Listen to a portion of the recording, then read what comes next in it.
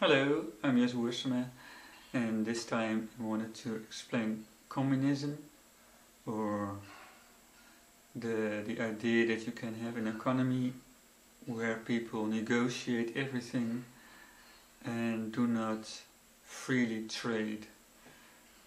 And I would first like to show you from where I am filming this, because it gives a little bit of a context. So that's my room there. So, no teleprompters here, just doing it, whatever.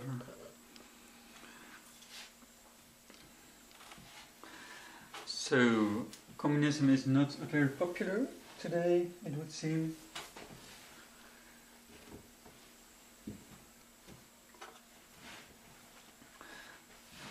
Communism, let's call it communism, wants everybody to work, and then everything would be thrown into a basket, the common basket, and everybody would then take out of this basket what they need.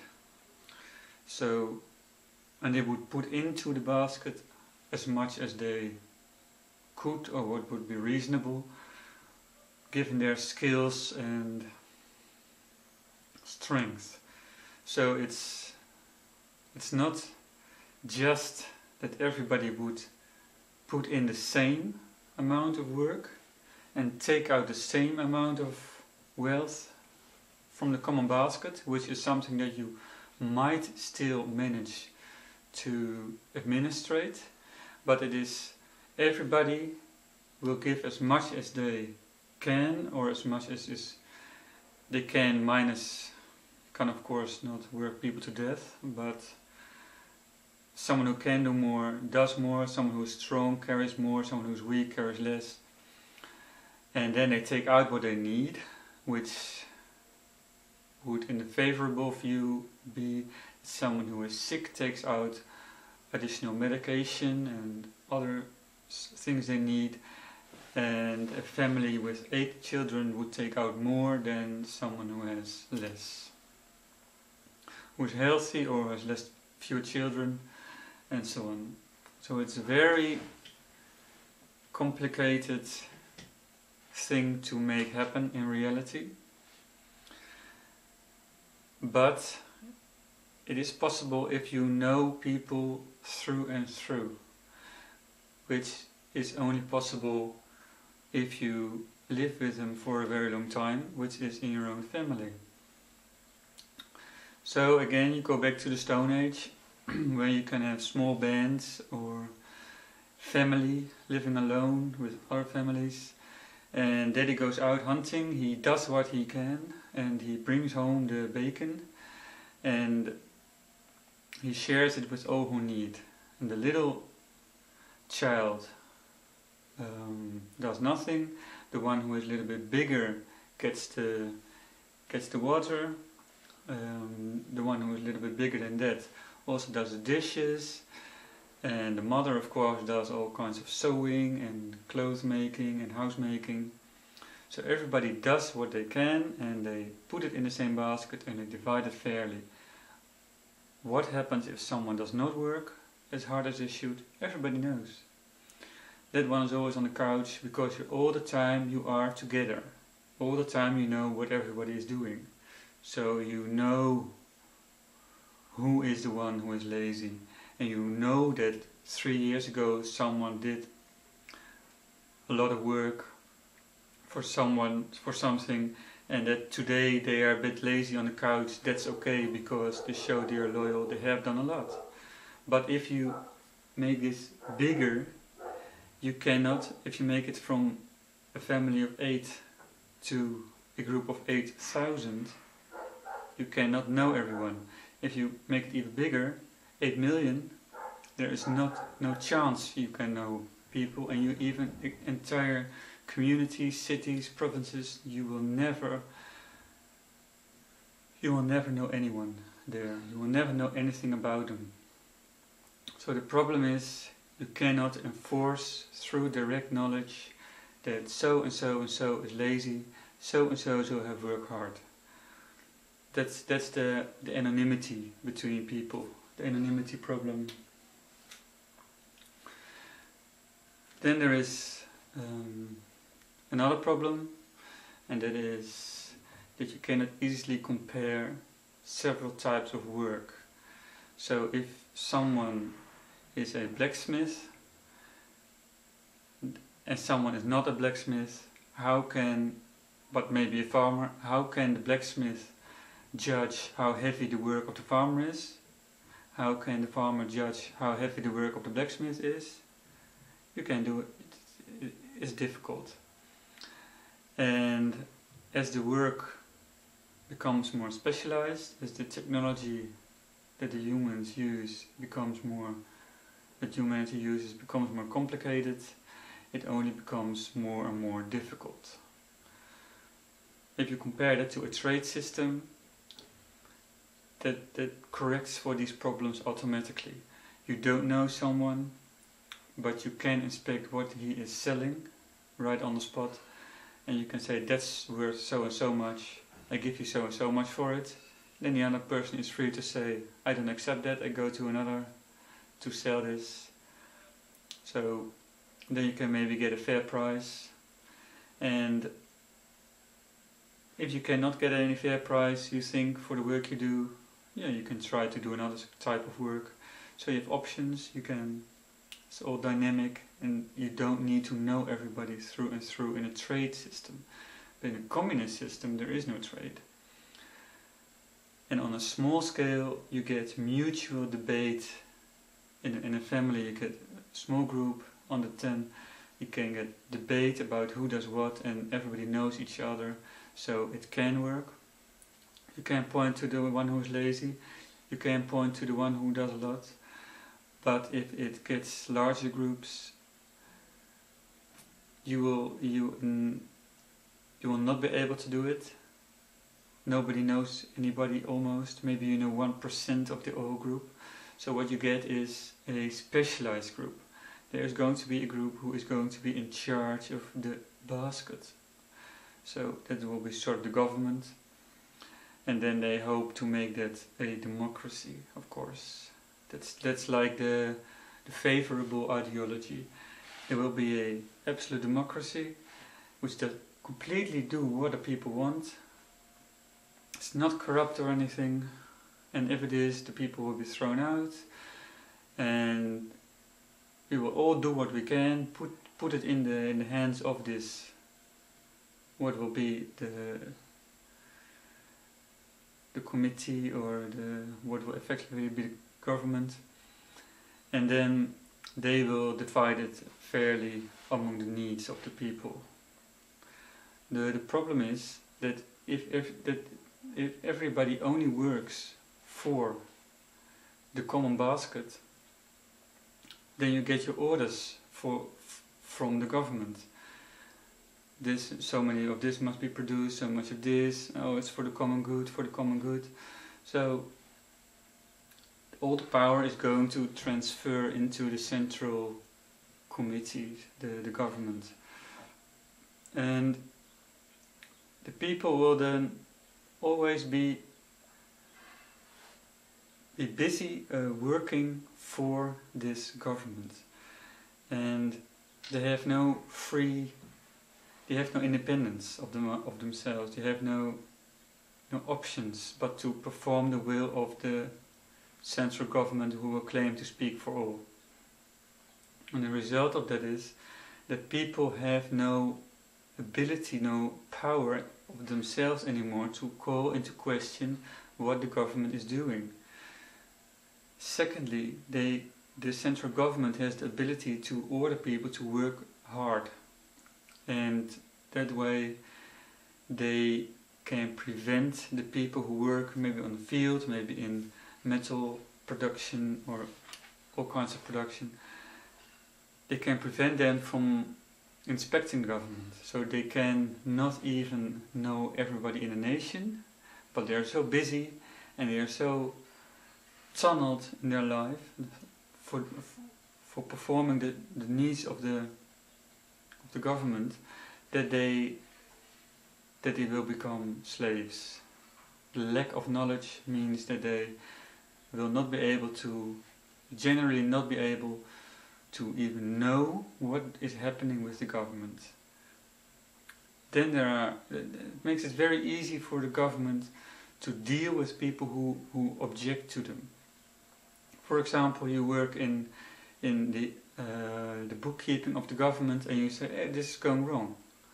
We don't need so much for ourselves, these people are poor, let's give something to them. Oh, now all of a sudden you are a problem. And the government, being a small clique, they will be able to say, well, thank you for your services, now go work there out in the field.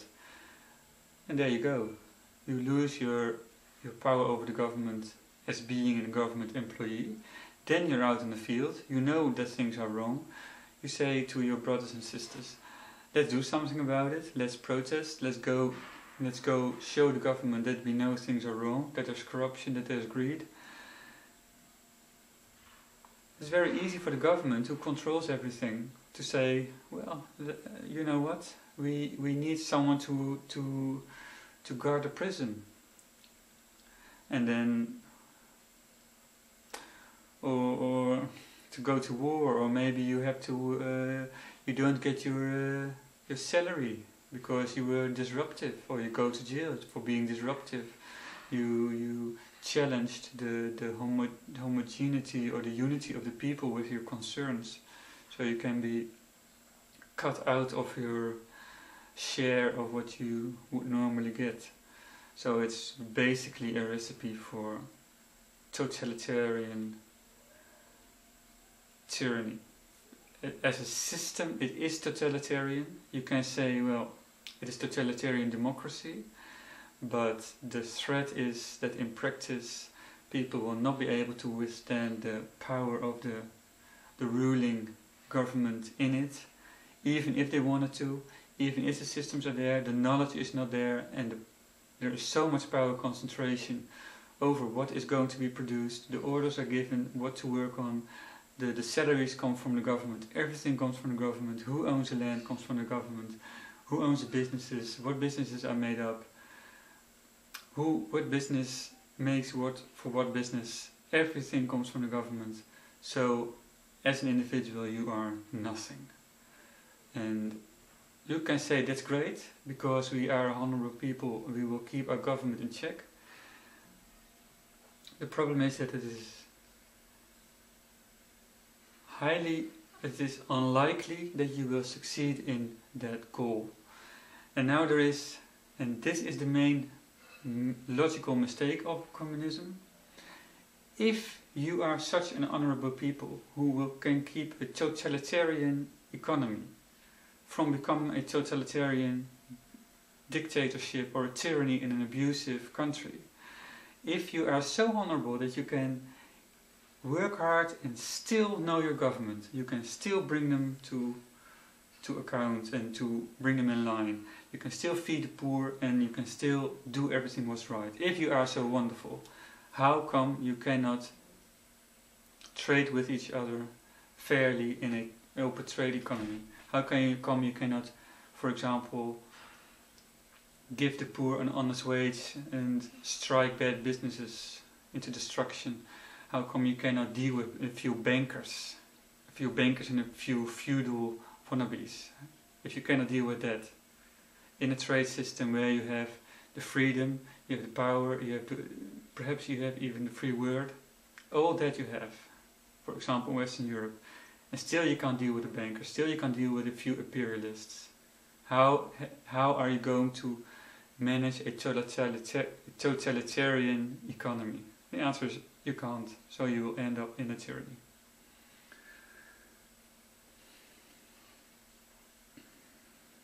Now, there are a few good things with communism, because not everything always works in free trade.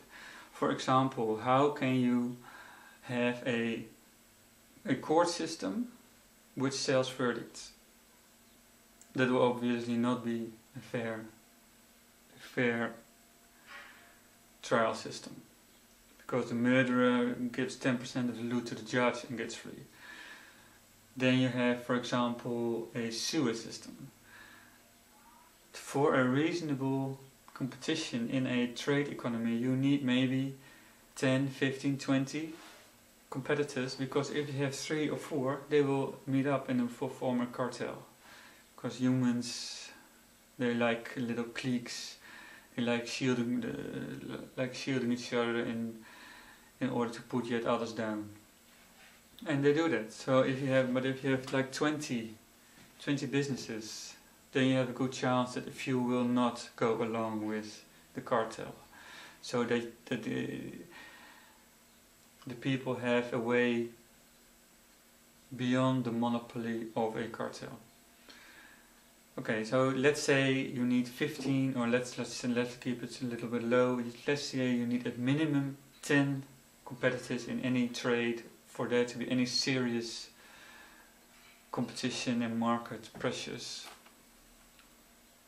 that would destroy corrupt or abusive companies, or give at least the customers that option, that power. Well, if you have 10 sewer systems going into every home, that means that would be a tremendous expenditure. Secondly, if one of the sewer systems would go bankrupt, would it then have to be bought over so that it effectively goes on? Or can you just take out the pipes out of the whole nation? And an even worse example is the road system. How can you have 10 roads going side by side and the customers can choose? They will then choose the best road, and then that business which does that road system is then the best, is then the winner. That will not work. So for some things like justice, sewer systems, water pipes, some electrical infrastructure, police, government itself, lawmaking, some would deny that, but okay. You need a negotiated non-trade system. But if you have the rest of the economy in a free trade system, then you can, most of the people have a power there. They have an independence from the government, and they can use that to keep the government in line. And the government can then be used to install and maintain these infrastructural elements correctly, or at least as good as possible. So those are, you could call, communistic types or plan economy type efforts, which can be networked into a trade economy on the subjects where mutual competition is infeasible. There's a lot of infrastructure is of this type. Then you can also go back to the original argument about families and say, well, we like to live in a communistic type way. Well, that is possible on a small scale. So the family is the natural commune, you could say. And if you have small businesses, or even fairly large businesses, maybe hundreds of people, if they are embedded in a wider trade system, and you can get the few hardened idealists out of there, who maybe they can make it a success, then you can make a cooperative business. You can run your own business as a family. You can say everybody gets the same share of the profit of the company. There's no problem with that. So that way you can embed. You need a level of planned economy for infrastructure in a nation. You can keep this right by having the rest of the economy free trade, and within the free trade system you can, if you want to, create cooperative businesses which operate as you want to, with the few people who do that. They can form then like commune type businesses if they want to, or others do other things. Maybe they have bosses and employees and all that kind of thing. So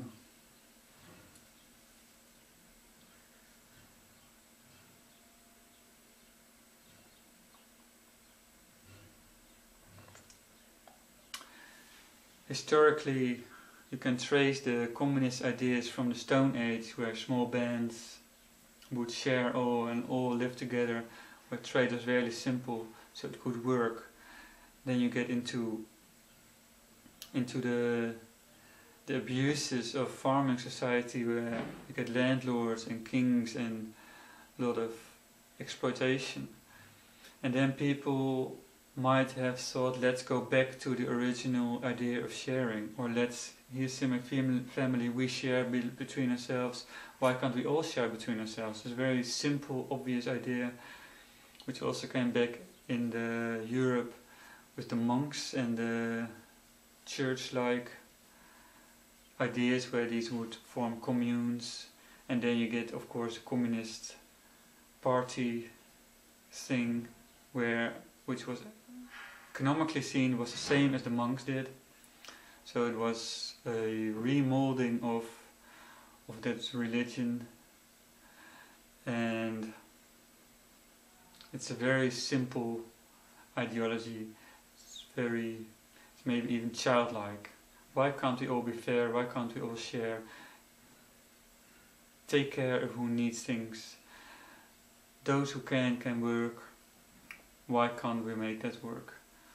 Well, you can make it work, but not on a big scale. You can make it work on a small scale, and maybe it is a very good idea to try to make it work on a small scale. But you need a free trade society for the wider nation. Within the nation, you can then again have a number of infrastructural elements and things like justice and police, and governments, which are inherently monopolistic, and you can keep it right by having it embedded in a wider free trade system. Then you can also analyze it compared to a trade. In a trade, free trade, I have a fish, for example. I've caught a fish and someone else woven a scarf or a shawl. And if we trade, we negotiate a price. We are free to say no, we are free to agree to a price. If you now get to a planned economy, you're going to put a third party above the trade who says so and so is fair. It may be the judge, it may be the government. So you become from free, the ability to have free trade and also make a fair trade, if you are more able to, then you become a slave to a third party. So it's very totalitarian to work that way. Then you can say, well, people are always unfair. Well, if you say that, people will also be unfair in this new triangle. And the most unfair, the most greedy, will want to work very hard to get into the government, and then they will make a lot of suffering for the people. So if you think that communism is going to solve the problem of immoral behavior of the people, then you're just readjusting where the bad people are, and in the end you only make it worse. So that's why, I guess, historically the communistic type and church type, which is economically the same, have always stressed moral conduct, because everything that they are proposing depends on the most extreme moral conduct in all, which just is not there. And the funny thing is that if it were there, then a free trade society would already work. So it just makes no sense. Sorry. Thank you.